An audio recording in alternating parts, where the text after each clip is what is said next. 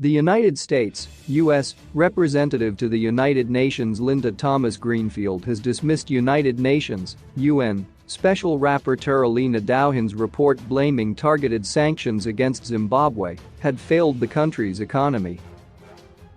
Responding to questions on Douhan's preliminary report, presented last Thursday to journalists in Harare after her 10-day visit to Zimbabwe, Thomas-Greenfield said the U.S. will always resist any such criticism. Thomas-Greenfield was speaking during a digital press briefing hosted by the U.S. Africa Regional Media Hub. She said the deteriorating situation in Zimbabwe was not because of sanctions imposed on select individuals and companies, but poor administration and human rights violations.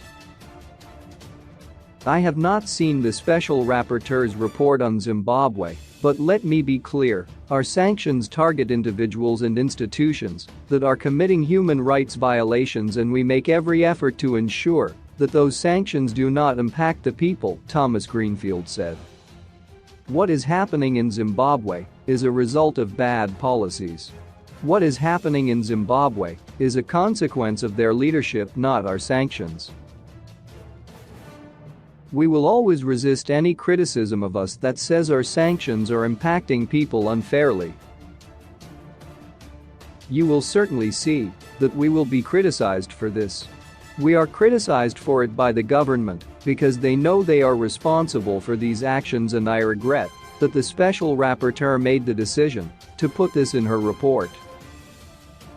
In her report, Douhan called on the West and the U.S. to remove targeted restrictions against Zimbabwean individuals and companies as it was worsening the country's economy. Over the last 20 years, sanctions and various forms of overcompliance with sanctions have had an insidious ripple effect on the economy of Zimbabwe and on the enjoyment of fundamental human rights, including access to health, food, safe drinking water and sanitation, education, and employment, reads Douhan's report. However, the report has been criticized by the civic society umbrella body, the Zimbabwe Human Rights NGO Forum, and the opposition MDC Alliance.